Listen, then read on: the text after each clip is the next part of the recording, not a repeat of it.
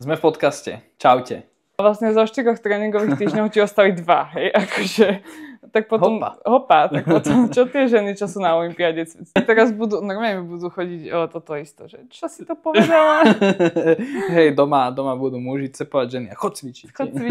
Nevadí, že tu umieraš na krče. Týždeň predtým máš, dajme tomu, že PMS a že proste už ten výkon klesá. Áno. To už vlastne, čo už máme znižovať, troška výkon a možno asi aj intenzitu a tak. Potom máš týždeň menštruáciu, tak to už proste nič, to už aj netrenujeme poriadne. A to v babskom svete voláme, že muži majú svoje dni. Preberáme to na tréningu s babami. Že no čo, ten tvoj mal dneska nejaké stavy a tak. Deje sa to, no.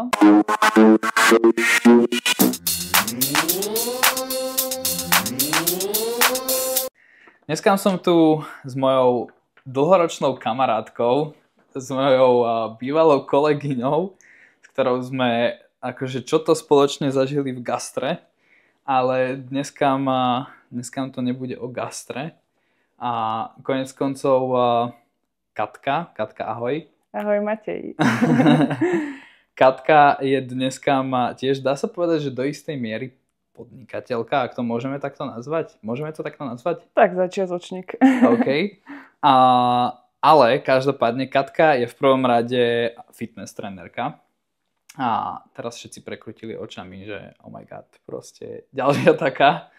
Ale na rovinu a rovno musím povedať, že to tak není, pretože Katka je fundovaný človek, je to profesionálka, ktorá teda nemá spravené nejaké online kurzíky alebo niečo podobne.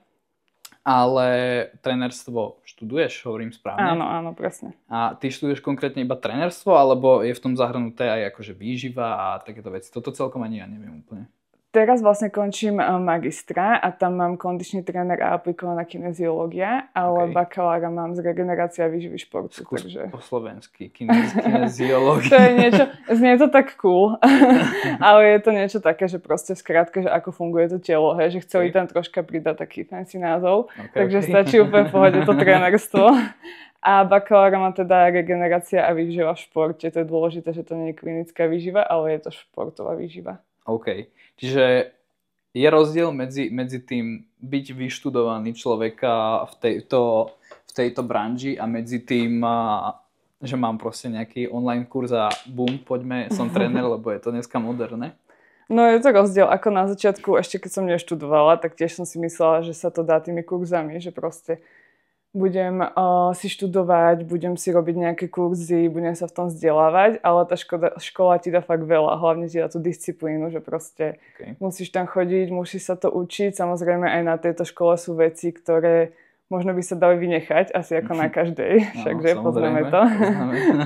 Ale naozaj je to rozdiel, hlavne keď tam máš tých odborníkov a musím povedať, že na Masaryčke, tam kde študujem ja, sú fakt super tí profesori, že akože samozrejme zase sú tam nejaké výnimky, ale keď to počúvaš od tých ľudí, čo sa tomu venujú a hlavne, že čo to žijú a proste fakt to milujú, tak tie prednášky sú zrazu úplne o niečom inom a veľa si z toho zoberieš aj do tej praxe. Čiže za mňa je to veľký rozdiel, fakt, že ja to vidím, aj však na nete je toho veľa, tých trénerov a výživárov, však to poznáme. A vidíš proste to... Presne.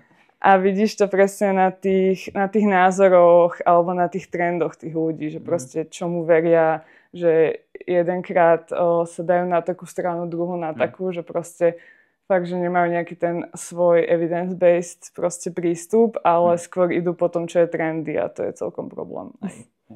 No a čo sa tohto týka, tak... V čom vníma akože klient nejako signifikantný rozdiel medzi tým, že či ma trénuje proste fundovaný človek a či ma trénuje online influencer, respektíve, že hej, že povedzme, ako to rozpoznám, že som človek, ktorý chce začať cvičiť, je úplne že stratený proste a neviem, ktorá bije, že ako mám vyfiltrovať takéto niečo, aby som, neviem, nespravil chybu, dá sa povedať. No jasné.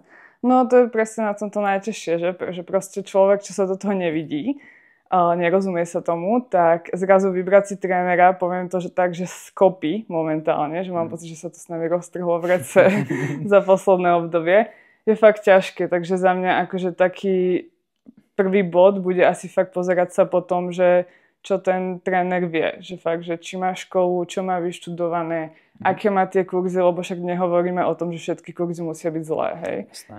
Ale fakt, že proste aké má to vzdelanie, že proste čomu sa venuje a asi fakt, akou cestou sa vydá, že proste tie výsledky tých klientov, možno podľa mňa je super sa fakt, že pýtať, že nejako sa nakontaktovať na tých bývalých klientov jeho a spýtať sa, že teda, že či si bol spokojný, že proste aká tá práca je a tak, lebo podľa mňa je ľahké si odprezentovať človeka a fotku pred a po, ale nikto už nevidí potom, že čo je za tým, vieš, že či ten človek nebol nejako psychicky zničený počas tej spolupráce, alebo či proste potom nenabral 10 kg naspäť, hej, že príklad. Takže, hej, takže podľa mňa to je fakt taký základ, že pýtať sa na toho trénera, vidieť tie výsledky aj tých ľudí, ale nie len tie na Instagrame a fakt, že zaujímať sa o to, že proste či sa vzdeláva aj stále kontinuálne, že či to nie je fakt len jeden ten klasifikačný kurz, ktorého si otvorí tú živnosť, ale či to je fakt, že nejaké kontinuálne vzdelávanie. Takže asi za mňa toto. OK. My ináč konec koncov s Katkou sedíme na gauči, máme veľmi pohodové miesto, dneska sme není v štúdiu a mňa by v podstate ešte zaujímalo, že ako ty teraz funguješ. My sme sa konec koncov veľmi dlho nevideli, takže toto je aj taká ozdravovacia, obnovovacia debata medzi nami, že ja sa ťa pýtam, ako by som sa ťa pýtal aj mimo mikrofónov. Čiže ty dneska len čisto trénuješ ľudí, alebo aký je ten tvoj, čo je tvoja práca? Jo. No tak primárne je to presne tie osobné tréningy s tými ľuďmi, čiže v gyme. Tiež je tam nejaká online spolupráca, čiže mám nejakých ľudí momentálne online aj na výživu. Čiže nastavuješ ľuďom aj jedálničky, že nie len že čisto cvičenie? Že je to není také to komplexné? že není to úplne, že nastavím jedálničky, že toto budeš jesť, lebo to pre mňa úplne, že není cieľ. Skôr to beriem ako taký výživový coaching, že snažím sa tým ľuďom ukázať a hlavne naučiť ich proste, že ako tá výživa funguje, čo si vyberať, aká strava na základe toho, aký majú cieľ, lebo ten jedálniček je presne pre mňa taká rýchla voľba, že presne, že tu máš na týždeň, toto budeš jesť, tu máš vypočítané v tých jedlách kalórie a na tom schudneš, lenže čo potom, vieš, že ten človek sa zblázni, lebo nebude vedieť, že proste čo má jesť a tak. Takže nevnímaš to takým toxickým spôsobom, ale takým aj ľudským spôsobom, že častokrát si my ľudia, keby asi myslíme, a ja som si to myslel, hej, a na začiatku, že tá zmena v podstate môže byť, že fakt doslova ako v úvodzovkách z týždňa na týždeň, ale teda odstupom času sám viem, že to fakt nejaký čas akože trvá a že pri tomto je dôležitý ten proces a tá cesta. Je to otrepané síce. Nie, máš pravdu. Ale tak myslím, že nepristupovať k tomu toxicky, že takto aj ty vedieš tých ľudí. Hej, ja sa snažím hlavne, aby z toho mali niečo fakt do praxe proste, že fakt, aby z toho coachingu neodišli z toho, že super, schudol som 15 kg, ale som úplne stratený, že proste viem fungovať iba s kalorickými tabuľkami a že to je vlastne všetko, že snažím sa ich fakt ako keby učiť, že kde hľadať teda tie živiny, že proste ako si zostaviť ten jedálniček, že proste aj keď mám nejaké ciele, takže není úplne na škodu si raz za čas dať zmrzlinu a takýto, lebo máme nejaké extrémy, ktoré poznáme. Áno. Čiže fakt proste do toho života hlavne nech to je udržateľné, pretože akože keď si teraz budem do konca života zakazovať nejakú vec, tak to udržateľné asi nebude, hej, že. Hej, proste nechceme robiť z cvičenia a z nejakého progresu byť zdravší a peklo na zemi. Jo, presne tak. OK, cool. To je asi dosť dôležité, hej, že Instagram motivačné videá typu, že musíš len to, musíš toto. Áno, to je také, lebo ono to vyzerá super, vieš, vyzerá to proste na oko, že ťa to zaujíma, že proste aký veľký progres spravil, proste, že ako dobre vyzerá tak. Ale potom povedz to mamičke, čo má 2 deti, chodí proste na 8 hodín do roboty a príde domov a zrazu, vieš, ona nedokáže držať taký režim a to proste vôbec nie je pre ňu, že proste pre ňu fakt bude úspech, keď dojde domov, pôjde si zacvičiť alebo sa pôjde len prejsť a že fakt ten pohyb tam bude a že len fakt zaradí nejaké hlavné body do tej stravy, aby sa tá strava možno troška viac, ako to poviem, oživila alebo proste, aby bola výživnejšia. A veľakrát sú to fakt takéto, že pre nás, možno už čo sa tom troška vyznáme, úplné základy a im to vie fakt, že zmeniť ten život k lepšiemu. Toto je za mňa úplne taký akože reality check, dá sa povedať, že proste každý vedie nejaký život, hej, že my mladí to máme fakt relatívne ľahké, že my do istej miery môžeme približovať tým Instagramovým a šialenstvám, ale presne, že je širší okruh ľudí a čo človek to príbeha si. Čiže ty si v podstate z časti aj taký psychológ, že áno. No, toto mi ja nehovorím. Teraz pozdravujem všetky moje klientky. Lebo som sa tak smiala, že fakt, že ono človek to fakt pochopí, až keď robí s tými ľuďmi, pretože ja som si fakt nemyslela zo začiatku, keď som to začala robiť, že ty budeš z veľkej časti aj taký podporný bod ich na tom tréningu aj takéto. Ale vážne je to veľmi o tom takom vzťahu a o tej komunikácii aj mimo takých tých len trénerských veciach na tom tréningu. Čiže hej, že príde ten človek, zdôverí sa ti proste, že ja som si to tak minulo uvedomila, že ja som s tými babami 2-3 krát do týždňa, hej, na tých tréningoch. A fakt, akože ja som s nimi častejšie ako s mojimi kamarátkami. Čiže tam to som akorát išiel presne povedať, že ten vzťah je vlastne možno na nejakú kratšiu dobu síce iba, ale je úplne akože blízky. Presne, že ten vzťah si buduješ a je to fakt zaujímavé, že proste fakt, že s niektorými tými klientami si úplne, že klikneš a že ide to jak po masle. S niektorými to chvíľku trvá, ale je to zaujímavé veľmi, akože veľmi ma to baví. Ale hej, som tak troška aj psychológ. Koľko trvá v priemere takáto nejaká spolupráca, že kým ten človek, lebo to je asi cieľom, nie? Že aby ten človek sa stal sebastačným v tom, že áno, viem ako sa zdravo stravovať, viem ako dobre cvičiť, správne cvičiť, ako často, ako intenzívne a tak ďalej. Koľko takýto proces transformácie trvá?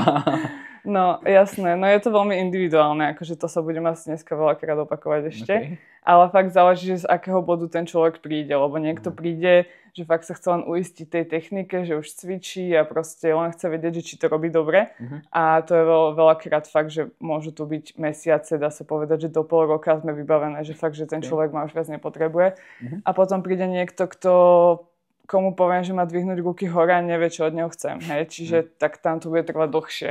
Čiže naozaj záleží od toho človeka, že ako príde. Mala som, to veľmi rada spomínam, jednu klientku, vlastne stále ju ešte mám. Ona prišla za mnou vlastne s bolestiami krčnej chrbtice, že proste strašne ju to bolelo, nemohla nič robiť, chodila po fyzio a oni vlastne povedali, že aby spevnila ten chrbát a že to bude potom lepšie, tak začala chodiť ku mne. Začínali sme jedným tréningom do týždňa. A fakt ona sa bála tie ruky zdvihnúť nad seba, že proste ona sa bála kvôli tej bolesti, hej, že tam to bolo vyslovene tak. A teraz vlastne budeme spolu 2 roky, už sme sa dohodli, že budeme končiť, že už pôjde sama a je to proste totálna mašina, že pýta si váhy sama, proste trénuje 2-krát do týždňa, už rozmýšľala nad 3 a fakt, že ten progres na tých ľuďoch je tak strašne vidieť, že to je proste, že je to veľmi motivačné aj pre mňa ako pre trénera, že fakt, že takto to sledovať, ale aj pre nich, že proste ona vie, že ona pokiaľ sa nebude hýbať, tak tá bolesť ju neminie a že sama si to uvedomila, že proste ten pohyb je robí dobre a proste je to super, takto sledovať tých ľudí. Brutál. No, tak to ti verím. Akože ono je to koniec koncov veľmi pekné povolanie, keď sa nad tým tak zamýšľam. Áno. Keď človek vidí aj ten svoj výsledok. A mňa by zaujímala jedna taká vec, že ty teda, akože už sme to asi aj z kontextu pochopili, že docela dosť spolupracuješ skôr so ženami ako s mužmi, že je to akože nič to neznamená, ale jednoducho, neviem, asi... Je to také prirodzené asi skôr. Prirodzenejšie, hej. Ale každopádne, v čom sa ženy od mužov pri cvičení líšia? Respektíve, že sú to asi 2 úplne odlišné kategórie, aj keď často si niektorí ľudia mylne hovoria, že ani nie, ale asi hej. Akože áno, však fyziologicky sa proste odlišujeme veľmi, to nezaprieš asi nikdy. Ale čo sa týka toho tréningu, tak veľmi sa ten tréning až tak nelíši, pokiaľ nejdeš podľa nejakých preferencií, hej. Okay. Že proste muži vyslovene veľakrát majú radšej trénovať ten vršok tela. Hej. Sú potom tie vtipné gifka, Aha. hej. Že nohy ako šparatka hore. Presne, a teplaky, ale tielko máme. Áno, hore monštrum. Hej, a babi zase naopak, že proste idú po tých dominantných zadkoch a veľkých nohách a práve, že vršok a to máme my radi muži. Akože. No, je to také, že fakt o tých preferenciách. Takže v tomto akože v tom tréningu sú nejaké rozdiely.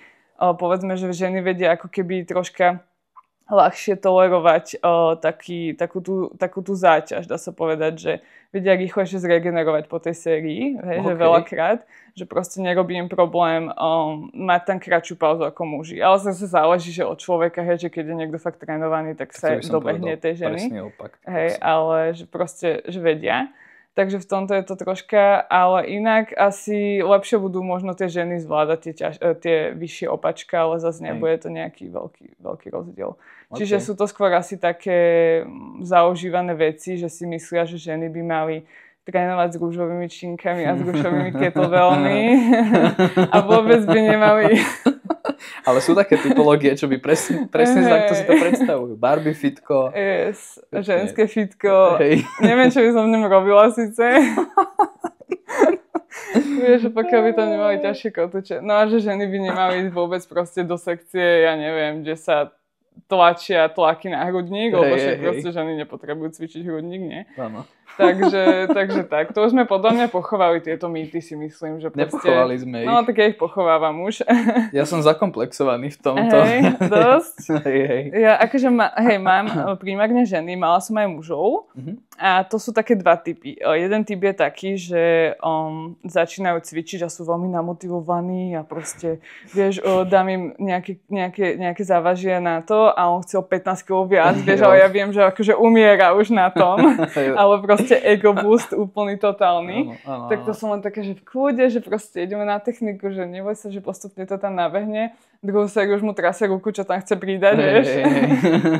A potom zase je ten druhý opak mužov, že sú takí v tom neistí si, že proste fakt, že skôr ja ich musím troška pušovať, že neboj sa pridať a tak, lebo tak tí muži sú fyziologicky silnejší než tie ženy, hej, že proste na úrovni to vždycky bude vyššie, ale tak ich musím troška tlačiť, že fakt, že poď, neboj sa, toto je v pohode a tak, alebo sú takí, že lenivúčky troška, že záleží proste fakt od človeka zase. Ja sledujem, že ako cvičíš ty, aké sú tvoje výsledky. Ja nemám rúžové činky.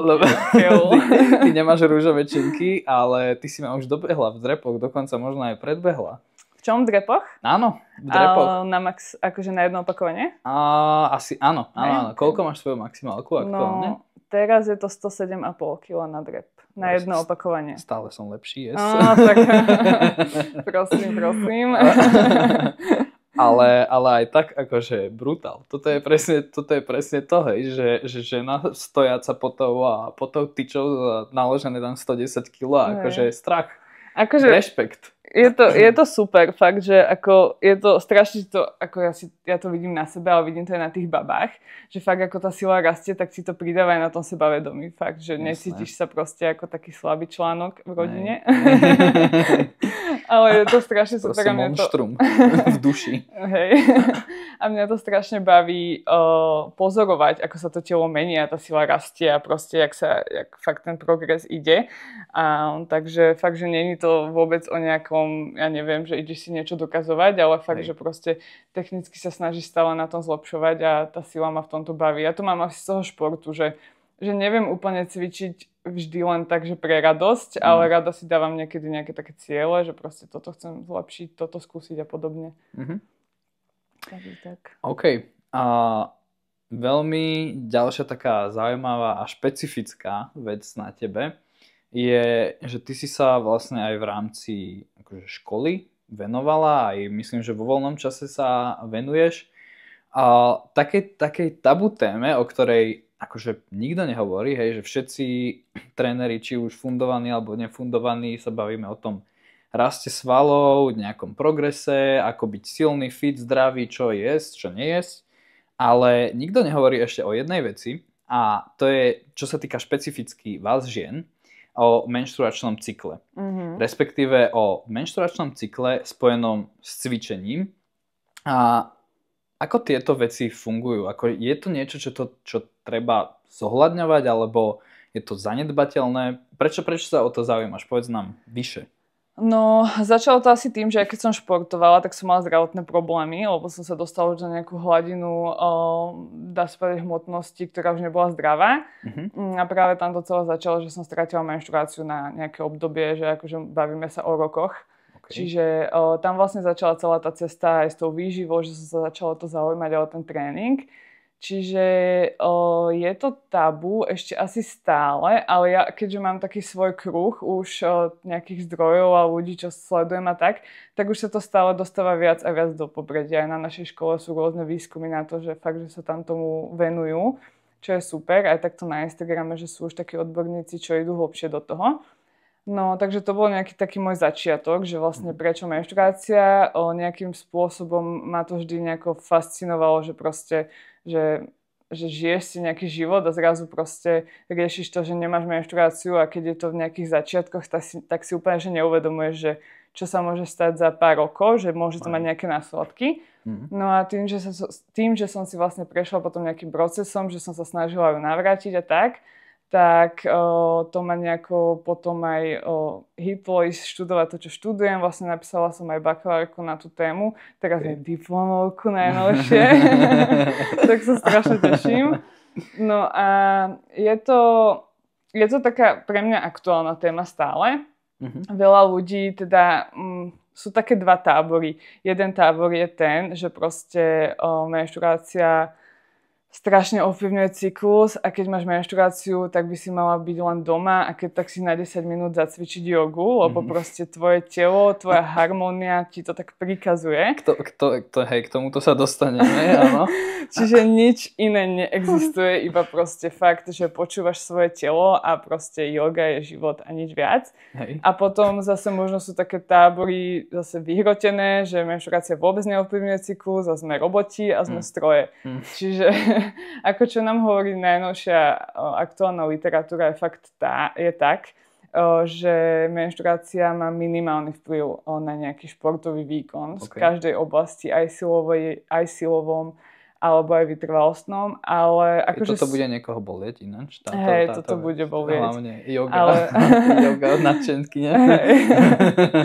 Ale teda sú tam nejaké rozdiely, že v tom vytrvalostnom to môže troška ovplyvňovať, ale že stále akože to uzatvárajú do takého celku, že je to málo. Je to málo na to, aby sme my ten tréningový program menili na základe tvojho cyklu. Lebo keď si zoberieš, že máš nejaký tréningový program, poviem príklad, že na 4 týždne a že teraz počítaš s tým, že týždeň predtým máš, dajme tomu, že PMS a že proste už ten výkon klesá. To už vlastne čo, už máme znižovať troška výkon a možno asi aj intenzitu a tak. Potom máš týždeň menštruáciu, tak to už proste nič, to už aj netrenujeme poriadne. A vlastne zo 4 tréningových týždňov ti ostali 2, hej, akože, tak potom, tak potom, čo tie ženy, čo sú na olympiáde, vieš, že trénujú 2 týždne, akože z mesiaca. Čiže, akože celkovo sa ukazuje, že to neovplyvňuje, ale teda, čo som aj ja robila ten výskum, tak sú tam faktory, čo to môžu ovplyvniť a je to zase tá individuálna vec, že niekto má tie PMS syndromy silnejšie ako niekto iný a to ich môže viac ovplyvňovať. Ale asi sa to viac odráža na takej tej motivačnej miere a nejakej tej únave a podobných týchto veciach, ako len na tom, že proste máš menštruáciu. Vieš, že skôr je to taká tá vnímaná bolestivosť a tak, že každá tá žena to bude vnímať inak. Ale napríklad ja to pociťujem na tréningu, že môžem v kľude povedať, že ten týždeň pred cítim fakt, že veľkú únavu, že proste, hlavne čo sa týka tej motivácie, že proste nechce sa mi byť v tom gyme, nechce sa mi to zdvíhať a hlavne keď vieš, že máš mať ťažký tréning, tak to je úplne také, že si úplne, že ten týždeň pred je, že dajte mi deku, Netflix a čokoládu do ruky. Pokoj, áno, klasiku. To je ináč úplne super, že ja som absolútne nezaujatý, akože posluchač, pozorovateľ, čo sa tohto týka, lebo ty aj mne teraz vyvracaš strašne veľa mýtov a faktov, ktoré sú s tým spojené, ale hovorím, že ja tu mám všetko na teba prichystané A na to, aby som to vlastne aj ja ako muž pochopil 101%. Preto to robíme. Áno, preto presne tak, preto to robíme. A možno teda je ešte otázka, dobre, ako úplne úprimne, prvé, čo ja som si myslel je, že je to niečo, čo akože signifikantne vplýva vlastne, alebo teda malo by vplývať na nejaký jednoducho ten tréningový režim a na tú ženu všeobecne. Čož ako si povedala, yes, but actually no. Yeah. A bol som v tom, že ty akože aj na základe tohto jednoducho, keby s tými ženami pracuješ a riešite to popri tých tréningoch nejako akože extra špeciálne, ale vlastne presne ako hovoríš, že koniec koncov z mesiaca by boli 2 týždne, dá sa povedať. Jasne. A to je docela akože problém, lebo sedieť týždeň s čokoládou pri Netflix. To som troška vyhrotila, ale chápeme to. Áno, chápeme. Tak ale 10 minút yoga do toho, vieš, aby sa nepovedalo. To vybalansuješ. To vybalansuješ, presne. Takže to asi není úplne najideálnejšie. No a to je ten najväčší mýtus, ktorý mne bol práve akože vyvratený, že proste, že to je taký ten aj náš mužský fenomén, hej, že čo my proste ako nikdy nepochopíme, hej, že raz ste smutné, potom ste šťastné, potom... Tak ono, akože to je fakt, že ono je to normálne, že fakt, že všetky tie chute, aj to, čo proste sa deje počas toho mesiaca, že to má význam, hej, že proste naozaj, že máš chuťa vyššie, aj dokonca tam je troška väčší metabolizmus, že viac oxiduješ sacharidy počas jednej fázy a tak. Čiže dá sa povedať, že... veľmi ďaleko. Jo, hej. Že dá sa povedať, že aj máš väčší hlad a takéto veci, že to tam všetko fakt, že súvisí s tým cyklom. Ale ešte sa vrátim k tomu, čo som hovorila, že presne, že ja pociťujem nejakú tú únavu, pociťujem potom počas tej menštruácie nejaký diskomfort, ale ono celkovo na tom tréningu, že fakt je to asi viac o tej motivácii, ako o tom. Že je to proste o psychike zase. Že fakt je to veľmi o tej hlave, hej. A je to vlastne potvrdené akože výskumami. Áno, je to momentálne potvrdené výskumami, že akože fakt, že... Dievčatá, sorry. Babi, no, je to ťažké, ja viem, ale niekedy to proste bolo iné. OK. No a toto je vlastne ináč presne to. Ja teraz idem byť zase zlý proste. Poď do mňa. Že... no tak ani nie, že do teba, lebo ty si taký ten racionálny článok. Ja sa obránim. No takže akože dievčatá, že keď nemáte energiu, necítite sa na to podať ten výkon vtedy, tak je to v podstate do vysokej miery len výhovorka. Je to bariéra pri vašej hlave, vo vašej hlave častokrát. Áno, akože ja nehovorím, že ten výkon nemusí byť nižší, hej? Že to akože určite môže byť, ale veľakrát to až tak veľmi neovplyvní, ako to my vnímame. Akože príklad poviem, že teda keď už sme zabrdli do toho až takto, tak z vlastnej skúsenosti viem, že mám niekedy cyklus taký, že počas tých prvých dní sa ledva postavím z postele, hej, ale ako náhle napríklad tá bolesť odznie, tak ja idem trénovať a na tom tréningu som proste úplne v pohode, vieš, že je to veľmi také premenlivé, ale zase nehovorím za všetky ženy, lebo vieme, že sú proste rôzne problémy, nejaké endometriózy a podobne, že tie ženy fakt možno ani na tých tabletkách nie sú schopné fungovať, že mám akože aj také niektoré klientky, ktoré mi povedia, že proste tie prvé dni sú úplne odpálené a tak. Čiže stále tu platí tá individualita, ale výskum hovorí takto, zase naše nejaké vnímanie hovorí hen tak, čiže pravda je niekde medzi asi. Pravda je niekde medzi, že tým, ako asi... sa cítim a tým, do akej miery sa mi nechce. Áno, a do akej miery som proste nahecovaná to dať ten výkon, alebo napríklad si odložiť ten tréning na druhý deň, to tiež není vo veľa prípadoch zlé, hej, že proste. Ale čo si sa pýtal, že či my s tým pracujeme nejako na tréningoch, tak zase záleží, že aká klientka, aký cyklus, ale niekedy mi vedia povedať, že proste prídu vyflusnuté úplne, že proste, že mám prvý deň, že fakt, že nevládzem, hej. Tak niekedy začneme tak zľahka, že proste buď necháme váhy, alebo troška znížime. A niekedy už psychológ. Jo.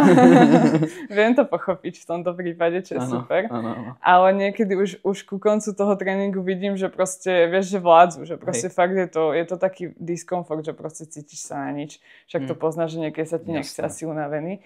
Takže v rámci tohto... A to nemusí byť ani žena. Jo. Tiež chodím do gymu niekedy. Taký, dobre, často. To býva so sklesnutou hlavou, že oh my god, fakt, tu to musím byť. Bože. Asi zober, že ešte teraz si niekto dáva bomby do brucha a ešte sa cítiš zle a podraždenie a smutne zároveň zároveň chceš aj vyzerať dobre, ale jesť čokoládu, tak toto zažívame. Dobre, máte to ťažšie, uznávam, že áno, ale tak klobúk dole potom akože. Snažíme sa, podľa mňa. Musíme nejako, posúvať tento svet ďalej. Áno. Tak teraz ja musím nájsť nejakú výhovorku akože na ten náš mužský svet. No, vy nám tom pomáhate, takže pohoda. Aha, dobre, my sme vykompenzovaní tým, že tu musíme počúvať takéto veci. Áno. Šialenosti. Tieto hormonálne veci. No. Áno. Ale tak podľa mňa akože aj muži majú niekedy takéto, my to v babskom svete voláme, že muži majú svoje dni. Preberáme to na tréningu s babami. Že no čo, ten tvoj mal dneska nejaké stavy a tak. Deje sa to, no. Takže podľa mňa aj muži majú nejaké to takéto. Toto je mýtus. Zamietnuté. Ja nájdem nejaké štúdie a hodím vám to do popisku. Áno. Ale nenájde proste. To je mýtus. Akože my sme konzistentní, by som povedal. Hej. Dobre. Môžu vzniknúť, alebo to si aj ty vlastne hovorila zo svojej vlastnej skúsenosti, že keď si sa viacej začala venovať športu, tak ti proste odišla menštruácia, respektíve, že ti vznikli nejaké zdravotné problémy s tým spojené. Ako je toto možné? Alebo je to akože reálna hrozba pre ženy, že začnem cvičiť a že oh my god, že čo, ak sa mi teraz niečo zdravotného udeje? No tak veľakrát sa to stane až potom neskôr v nejakom takom štádiu, že fakt, že bude tých tréningov veľa, alebo je proste nedostatočná strava. Väčšinou je to kombinácia, že vysoká nejaká tréningová záťaž a nedostatok energie. Spolu spojený nejaký stres, nejaký proste basic život a tak. Čiže môže sa to stať, hlavne sa to stáva, nepoviem, že len vrcholovým športovkyňam, lebo ja som nebola nejaká vrcholová športovkyňa, ale povedzme, že športovcom, alebo hobby športovcom, čo sa tomu športu venujú na nejakej pravidelnejšej úrovni, ale samozrejme môže sa to stať aj niekomu, kto napríklad chce schudnúť alebo znižiť teda tú telesnú hmotu a nejako to prestrelí, že si to nejako nezmenažuje dobre. Takže stane sa to, je to dosť veľká hrozba. Ono si to úplne možno na začiatku neuvedomuješ, lebo presne keď o tom nevieš, to čo už sa potom dozvieš, tak si vravíš, že tak nemám cyklus 1 mesiac, že v pohode, že neotravuje ma to, vieš, na jednej strane si povieš. Potom druhý mesiac nemám, no tak zase naskočí, potom tretí a takto sa to potiahne niekoľko mesiacov. A to už je fakt, že akože zdravotne nebezpečné, že fakt je to akože dosť veľký problém. Už teraz to viem aj tak zhodnotiť, keď som si tým prešla. A treba to riešiť. Fakt, že akože ja som mala asi možno nejakých 17 rokov, keď sa mi to začalo takto stávať. A ja si pamätám, že som prišla za trenérkou a povedala som jej to, že sme to riešili. A ona mi teda povedala, že to je v pohode, že veď veľa trénuješ, že veď aj ja som to tak mala, vieš, ani ja som nemala cyklus. A akože ja to teraz neberiem za zle, vieš, že proste mi to povedala, pričom to tak nebolo, že nebolo to v pohode, ale možno nevedela, vieš, že tí tréneri nie sú tiež odborníci na všetko a možno je to povedal jej tréner, keď bola mladá, ostala pri tom, teraz má 2 deti, tak si hovorí, že proste nič sa nestalo. Ale tak vie sa to vyhrotiť do horších vecí, čiže treba to riešiť. Čím skôr, tým lepšie, lebo potom zase, keď nemáš ten cyklus rok, tak nečakáš, že za mesiac sa ti vráti. A väčšinou je to také zase multidisciplinárne, všetko to okolo toho, ako navrátiť ten cyklus. Že väčšinou nestačí že je to extrémny chaos vlastne vo finále. Jo, no, že akože väčšinou nestačí len jednu vec upraviť, ale fakt, že viacero a je to náročnejšie, hlavne keď si ten športovec, si zvyknutý na to veľakrát ako vyzeráš, aký máš výkon a ako funguješ a zrazu proste buď musíš pridať na jedle, alebo no väčšinou je to, že musíš pridať na jedle, keď sa dostaneš do nejakého nízkeho percenta tuku a kvôli tomu vlastne prídeš o tú menštruáciu, musíš niekedy aj znížiť tú tréningovú záťaž a podobne, tak je to náročné sa s tým vysporiadať proste, že vždy to bude tak. No dobre, tak poďme teraz akože nastaviť tomu nejakú takú akože zdravú hranicu, že to je opäť pre dievčatá, ale že kedy je to problém? Kedy viem, že dobré red flag, niečo není OK. Jo. Tak akože treba si všímať aj také veci predtým možno. Ešte predtým, než tá menštruácia nepríde. Že či som napríklad není veľakrát unavená, podráždená, či tam náhodou nedochádza proste, že nemám chuť trénovať. Až tak možno na takej pravidelnej úrovni, že tam už môže byť znak toho, že tej energie napríklad není dosť. Že proste, že stráca sa tam motivácia a taká tá radosť toho tréningu. Aj to môže byť to. To je taká tenká hranica, ale častokrát áno. Je, no ale väčšinou to tak nejako... No však práve preto možno to musí zájsť až do toho bodu, že stratíš tú menštruáciu, lebo hlavne keď si aj športovec, že na nejakej vrcholovejšej úrovni, tak úplne nehľadíš na to, že sa ti nechce trénovať, proste musíš, hej.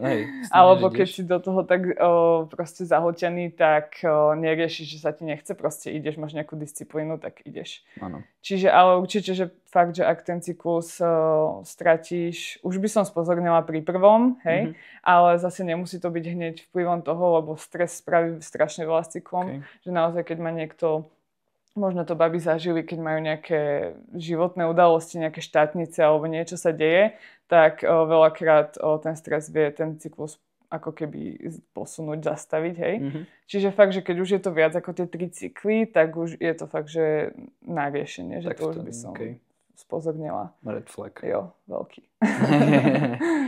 Dobre. A čo ti vlastne, čo vlastne akože hrozí v prípade, že to človeka nebude riešiť, alebo že by to zašlo až príliš ďaleko? Lebo to je zase akože taká vec, že vlastne to neovplyvní len teba, ale ovplyvní to asi aj môže ovplyvniť aj tvoju budúcnosť do vysokej miery.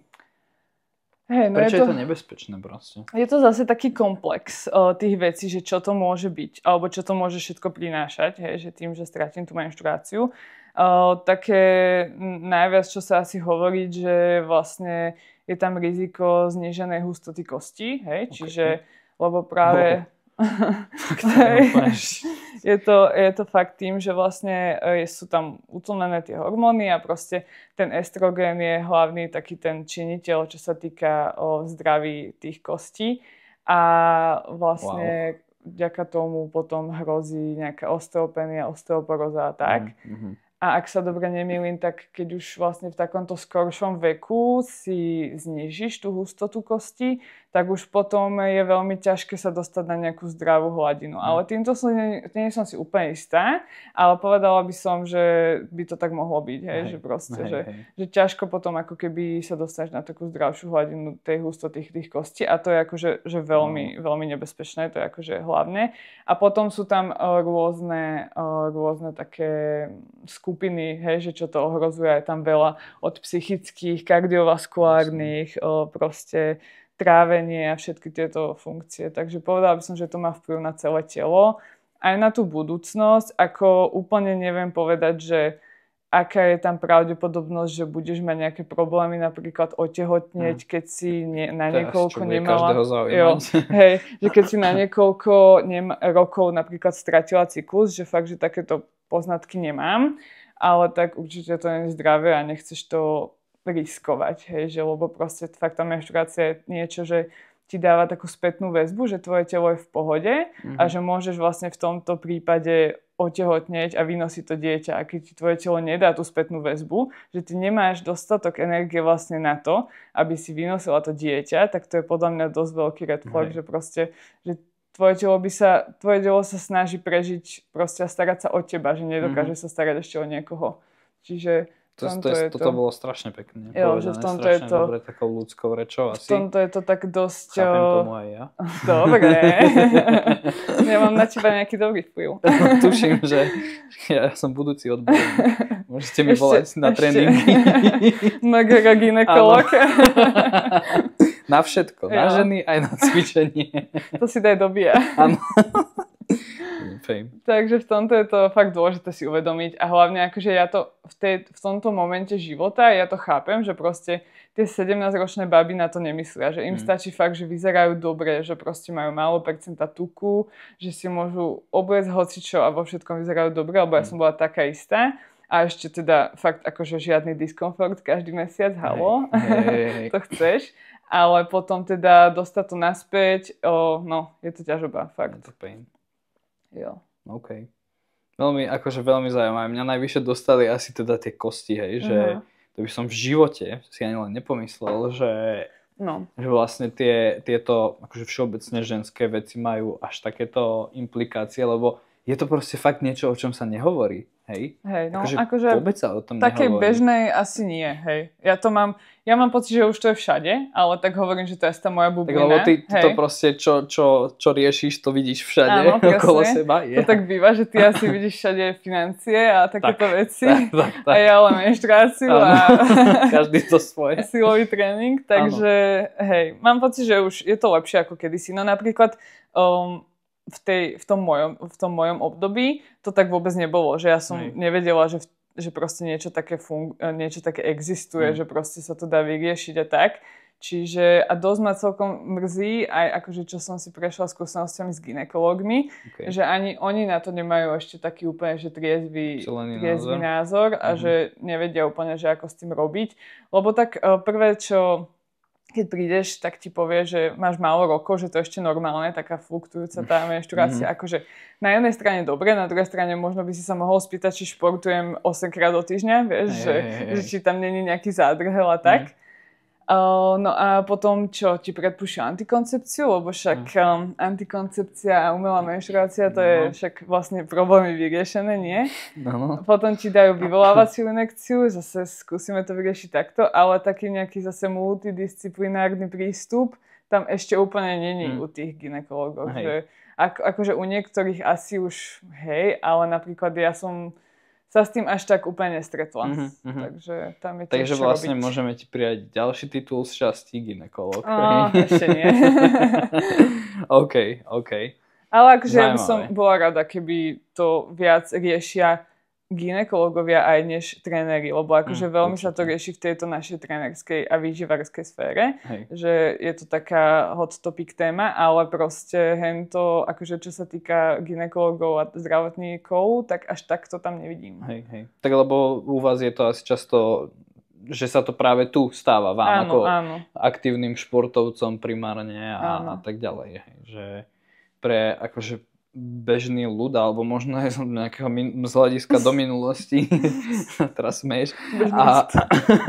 No, že to nebolo natoľko bežné. Čak aj jak sme na začiatku povedali, že teraz proste je trendy to, že jednoducho ľudia sú fit. A teda chcú byť fit, chcú cvičiť a často akože to aj preháňame možno, že nevieme tie svoje, že tak ako hovoríme o tom, že niekedy je nám málo, tak niekedy je nám aj príliš a nevieme o tom. Áno, to je pravda, hej. Proste neuvedomujeme a toto je asi s tým spojené, že to sú také tie nové problémy, ktoré možno kedysi neboli tak frekventované ako... Alebo sa o nich tak nehovorilo ako teraz, hej, aj to je pravda.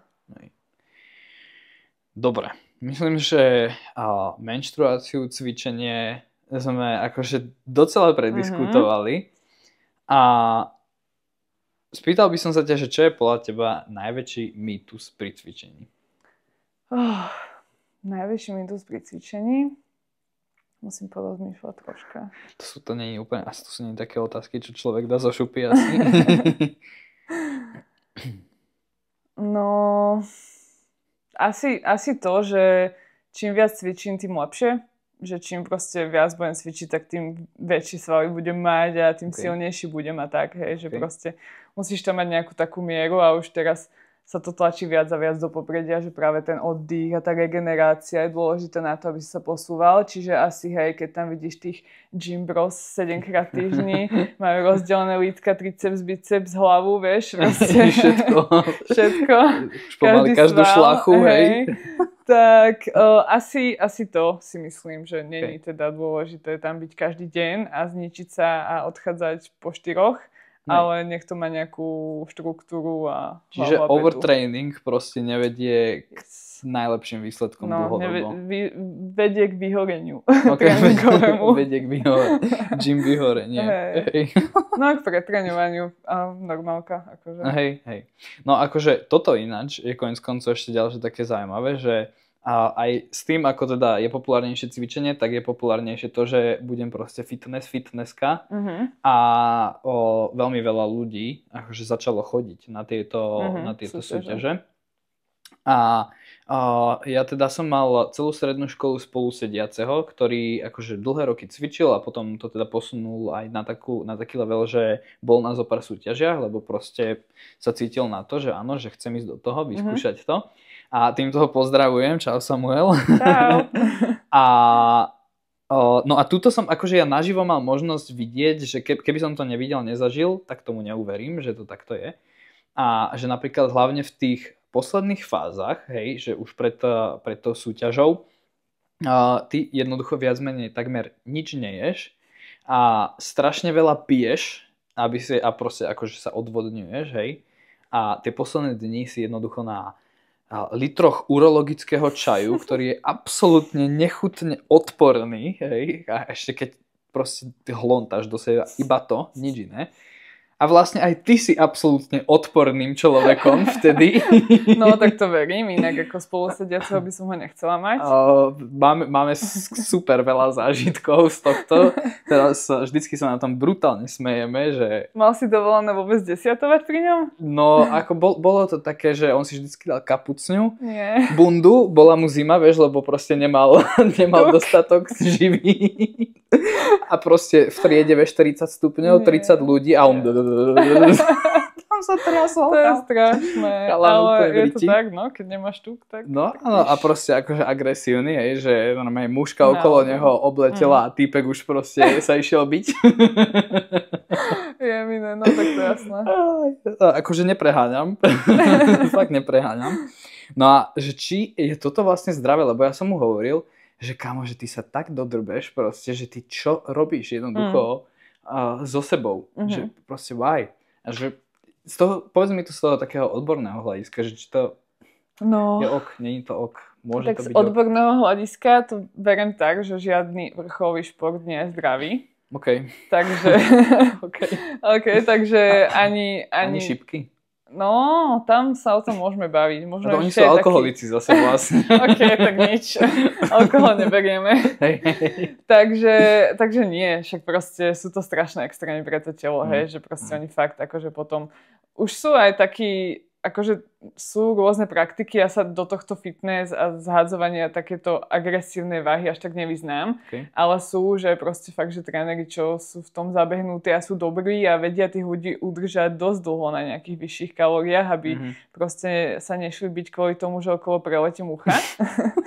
Takže sú už fakt, že odborníci v tom, ale tak samozrejme proste ty potrebuješ stratiť ten tuk, čo najviac ako to ide už potom na ten stage a aj tú vodu. Čiže, ale stále hovorím, že sú to veľké extrémy a so zdravím to nemá nič spoločné. Proste v bežnom živote by si to nespravil, hej, že by si bol za deň, neviem ako to majú, na pol litry vody, hej, že proste... Crazy, bro. Jo, takže, ale takisto to je aj proste asi v iných športoch tiež, ja neviem, tiež zápasenie a také bojové športy, oni tam tiež zhadzujú vodu na nejakú váhovku.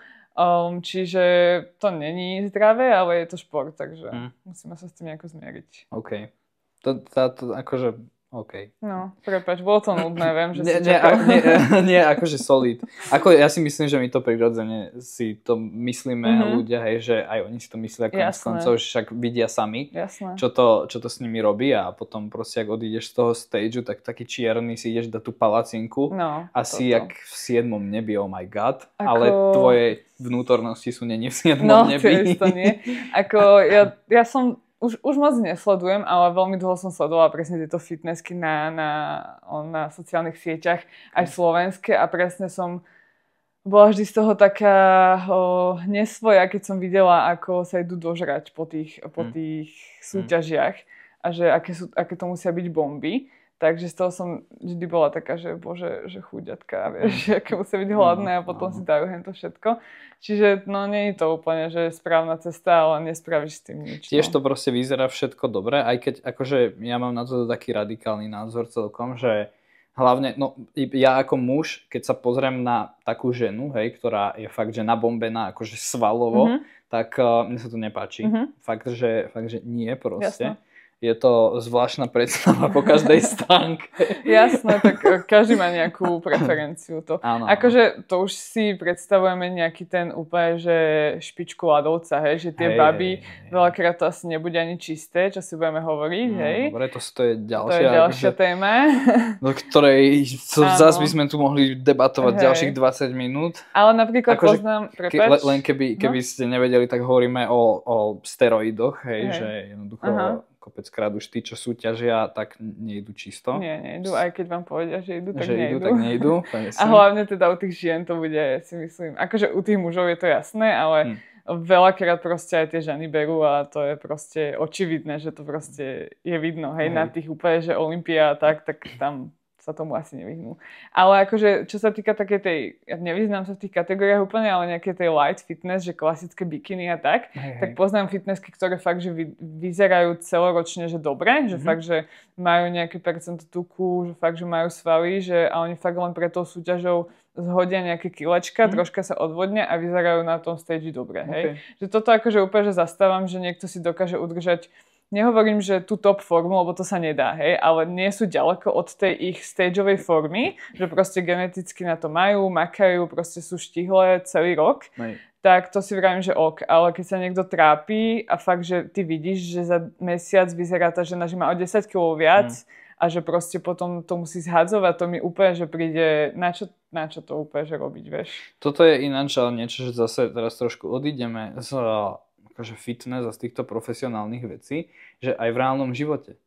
A to sme možno nepovedali úplne, že akože aj keď ideš ty cvičiť ako normálny človek, či si chudý, či si tučný, alebo si normálny a máš proste dobrú genetiku, tak akože nie všetci môžeme dosiahnuť instagramové výsledky. Jasné. A je to OK. Jasné, je to úplne normálne, len teraz hovorím, že je to trendy byť vysekaný na Instagrame a robiť si reelska z gymu a tak. Čiže proste veľmi sa to točí o tom, podľa mňa sa to veľmi točí o tom vzhľade. Aj čo sa týka možno takého vyberania toho trénera, keď sme sa bavili. Takže niektorí ľudia nemajú až také veľké nároky na toho trénera, že fakt im stačí proste vidieť nejaký progres, že spravil ten človek za nejaké obdobie. Najlepšie, keď je to najmenšie obdobie, lebo to má taký wow efekt. A fakt, že stačí im, že proste ten tréner vyzerá super, že je vysekaný, že má svaly a povedia si, že keď on vie tak vyzerať, tak aj ja viem tak vyzerať, nie? On veľakrát to tak nie je, lebo presne, že ten človek môže byť aj možno troška geneticky na tom lepšie, môže mať inú športovú minulosť a hlavne ako keby iný drive do toho tréningu, že proste nedá sa to úplne porovnávať. A není to meritko hlavne podľa mňa dobrého trénera alebo tak. Že toto je zase niečo také, že to sa asi ale ani nedá povedať, že ako by som zistil ja ako človek, že kde je môj taký akože zdravý športový pík, neprofesionálny.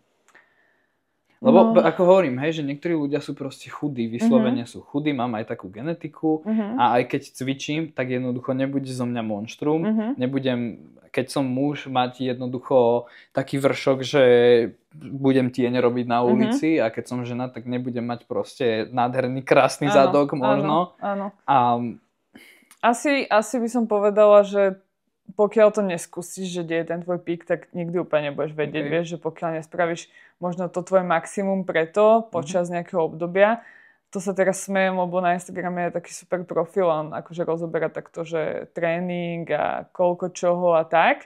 A vždy tam dá, že a opakujte toto nasledujúcich 10 rokov, vieš.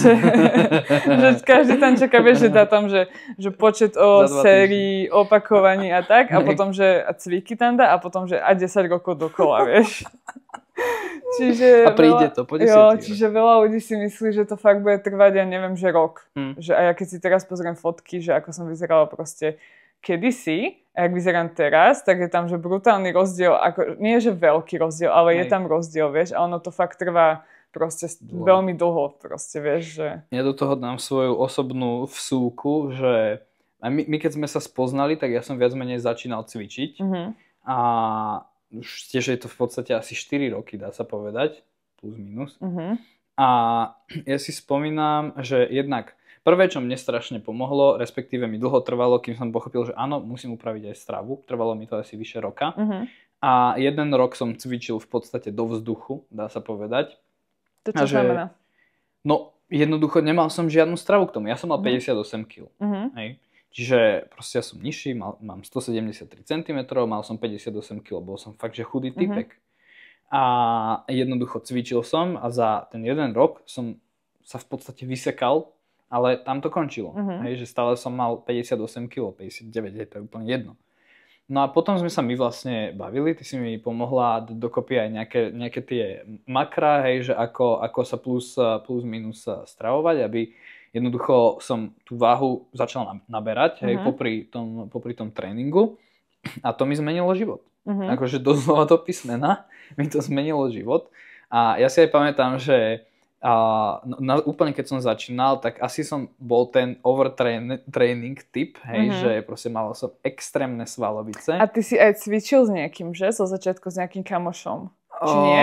Či to bolo až potom? Nie, no akože ja som párkrát bol s týmto mojim spolusediacím, s tým fitnessákom jednoducho. A čož, akože, lebo som chcel, aby mi teda niekto ukázal, že čo je ako.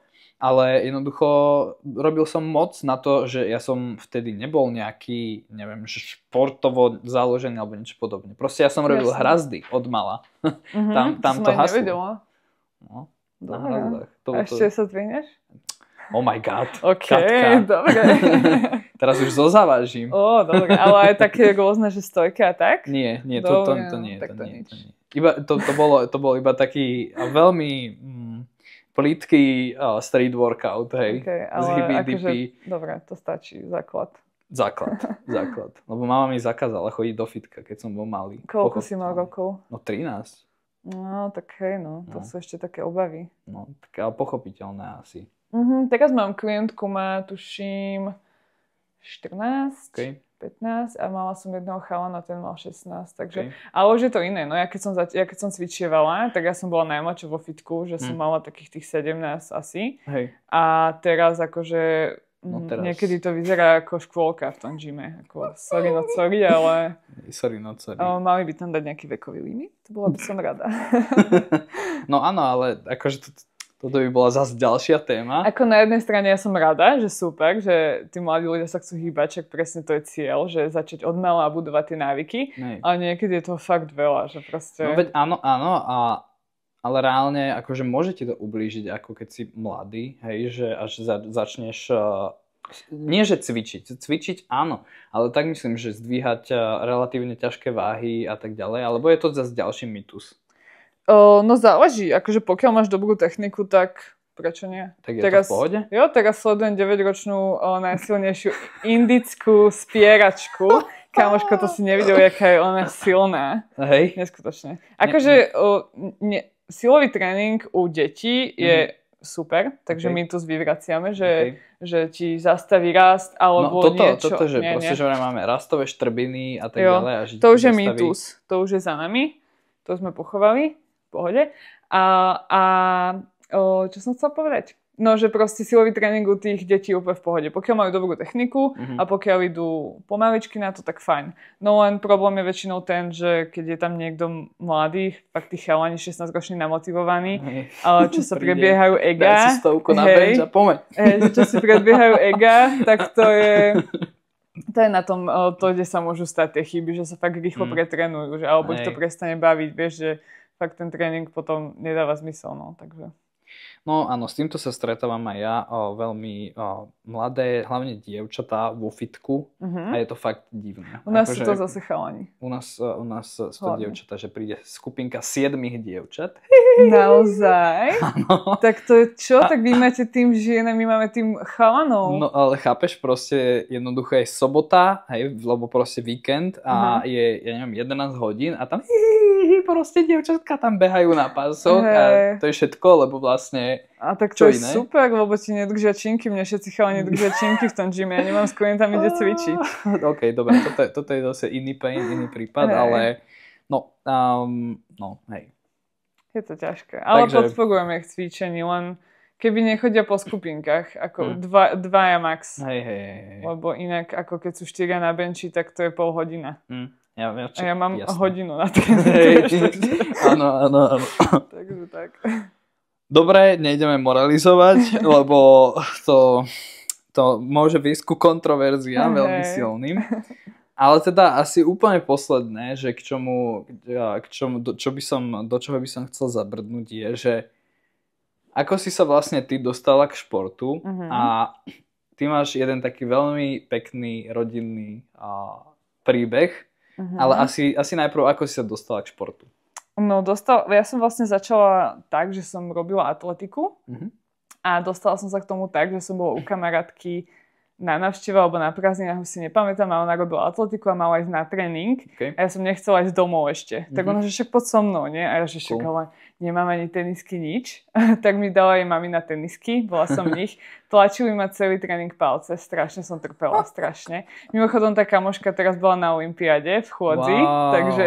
A môžeme povedať aj meno? Anka Bugzalová. OK. Takže ona to dotiahla v tej atletike ďaleko. Wow. Takže bola som pri začiatkoch, to sa teším.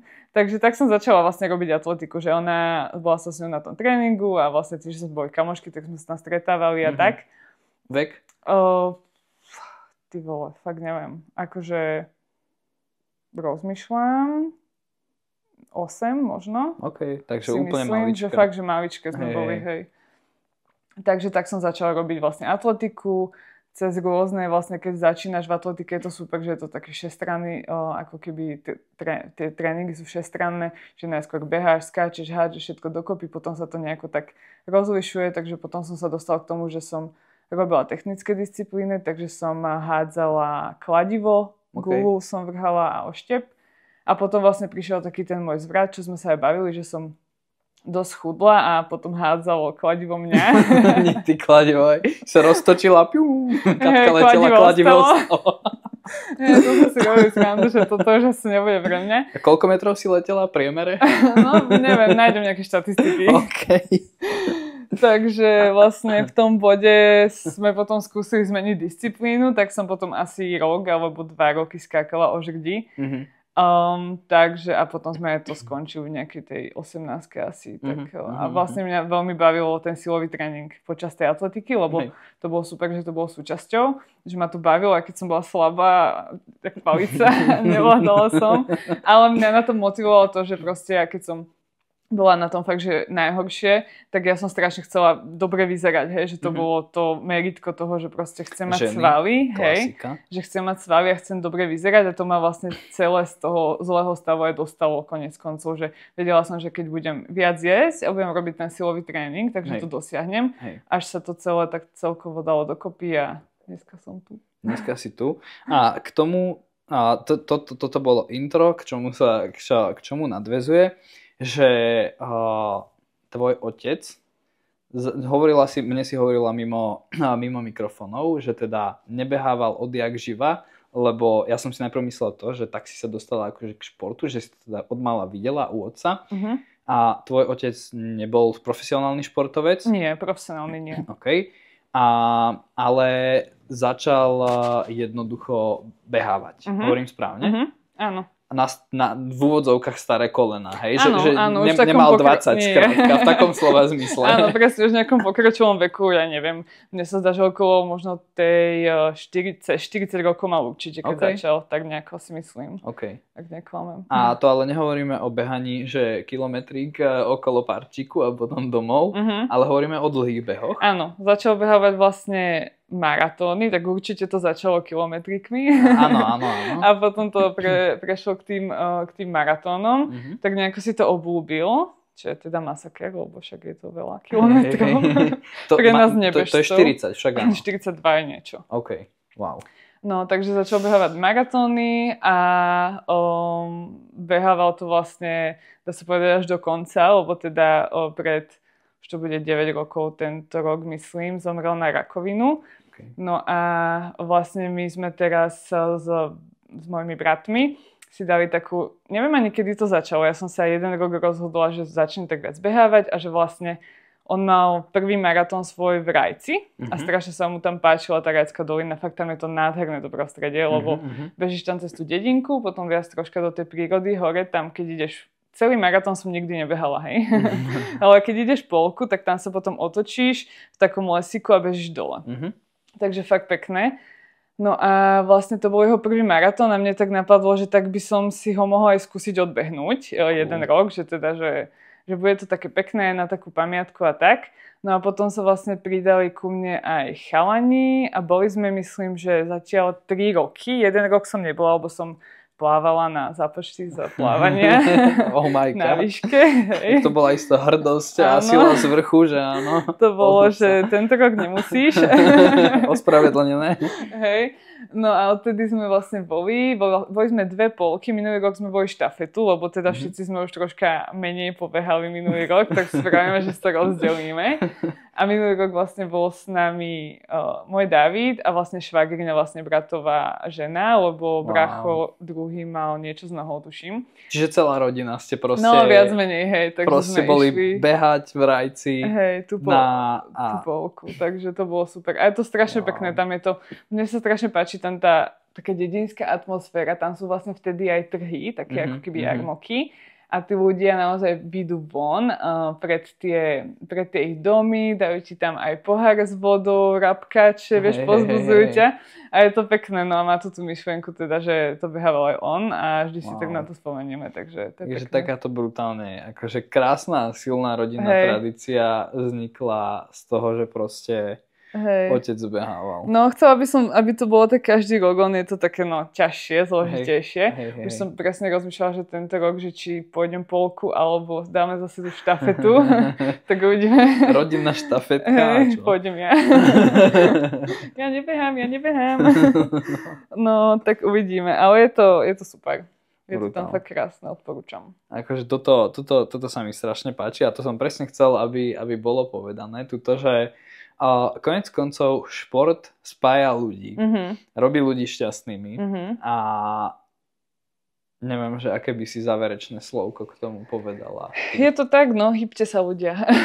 Hýbte sa ľudia. Hýbte sa ľudia, je to úplne najlepšie. Skvalitní vám to ten život, predĺží vám ho, nebude vás všetko tak bolieť. A ja akože razím teóriu, že každý si nájde proste šport alebo pohyb, ktorý ho bude baviť a je úplne jedno, aký to môže byť. Fakt môže to byť kolektívny, môže to byť individuálny, ale že máme na svete toľko možností, toľko športov, že proste neverím tomu, že je na tejto planete človek, ktorého nikdy nič nebude baviť z toho pohybu. Čiže fakt, aké to budú len prechádzky alebo proste hociaký pohyb, tak robte to pravidelne, nech vás to baví. Keď budete chcieť do toho viac investovať, tak robte silový tréning. Myslím časovo, lebo akože, že myslím si, že ten pohyb celkovo je dôležitý. Je dôležité, aby ťa to bavilo. Zároveň si myslím, že ten silový tréning v nejakej forme je takisto veľmi dôležitý. Vieš, že keby si mám vybrať z tých všetkých športov, ktoré máme, tak by som dala, že hociaký nejaký aerobný šport, že kde sa troška zadýcháš, plus silový tréning. Alebo nejaká kombinácia. Hej, to je úplne že najlepšie. Či neexistuje akože že niečím, čím vykompenzuješ úplne ten silový tréning, že sa dá nahradiť? No, akože asi ani nie. Proste musí tam byť nejaká záťaž, nejaký odpor. Hej, že jasné, že môžeš začať vlastnou váhou, ale počasie ti to už bude málo. Ale proste celkovo, že odporový tréning, že nech tam je niečo ťažšie a nech proste to telo sa chce to zdvihnúť. Hej, že nech... Áno. No, ja by som povedal, ešte zase budem trošku protivný, dievčatá pri menštruácii, Netflix a čokoláda, proste no. Ale v nejakej miere, hej, teraz normálne budú chodiť toto isto, že čo si to povedala? Hej, doma budú muži cepovať ženy a chod cvičiť. Nevadí, že tu umieraš na krče. Áno. Nie, je to fakt individuálne. Áno, tak ako sme to povedali. Áno. No ďakujem, že si prijala toto pozvanie. Veľmi ma táto debata bavila a obohatila. Som rada, že rozoberáš aj takéto témy a som rada, že som tu mohla byť. Ďakujem, tešíme sa. Ahojte. Ahoj.